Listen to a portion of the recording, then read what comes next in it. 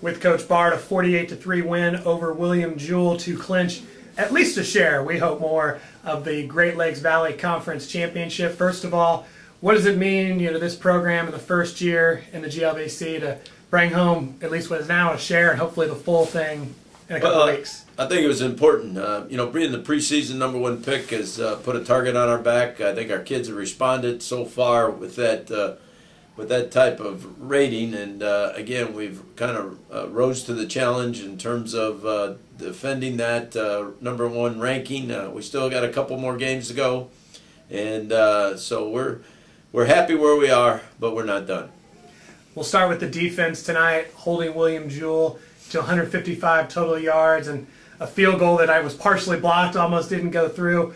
What was working for your defense tonight that kind of didn't allow William Jewell to ever get going? Well, I think our up front guys, again, played pretty physical. And anytime they decide to play pretty physical, we can be a pretty good defense. So starts up front, and then it obviously goes through the linebackers to the back end.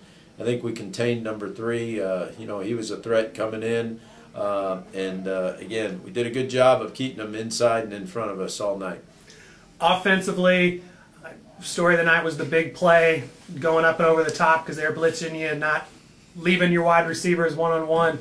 Seems like that's a matchup that you'll, and a defensive strategy of the other team that you'll enjoy taking advantage of every game. Yeah, they made a decision, I guess, coming into it that they were not going to let us run the football. And whenever you put 9 in the box and go one-on-one with our 2 wideouts, you're going to be in trouble. I mean, at some point, we feel very confident with Marquand and Williams and Horn, and you go right up and down the Johnson. You go right up and down the list there. They're pretty good wideouts, and it's hard to cover those guys one-on-one. So. And what did you think on the other side, kind of your offensive line? Even with them blitzing, it wasn't like Chris was taking a lot of shots back there. He had the time to take advantage of those matchups. Yeah, anytime somebody throws something different at you, a wrinkle that you have not prepared for, it takes time to get used or adjusted to it. And again, sometimes it was a good thing. We were stopping them so quick and getting off the field and scoring so quick. We really didn't have a lot of time to draw it up. But after half, when we settled down and were able to draw up what they were doing, we seemed to handle it fairly well.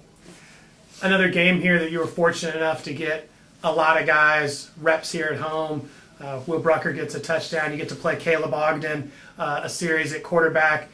What does it mean, for the entire team and the program, have games and this opportunity presents itself to get all those guys out there and a chance to take the field in the crimson and gray? Well, the first thing is those guys practice. They practice long and hard, and sometimes you're just a practice guy and you never get in the game. That gets, pretty frustrating from their end. So it was good for them to get on the field. It was good for them to perform in front of their parents and family and friends. And, everybody wants to play in the game. But, fortunately, we're able to get a lot of guys, a lot of reps tonight. And it does nothing but help the morale of the football team. I know you'll know more as the week goes on into next week, but just right now, your initial thoughts looking ahead to next week here at home against Delta State? Very formidable opponent. We know the rich tradition that Delta State brings to Indianapolis. We have a lot of respect for their program and the way they do things and the type of athletes that you'll see next week. So it should be one whale of a game.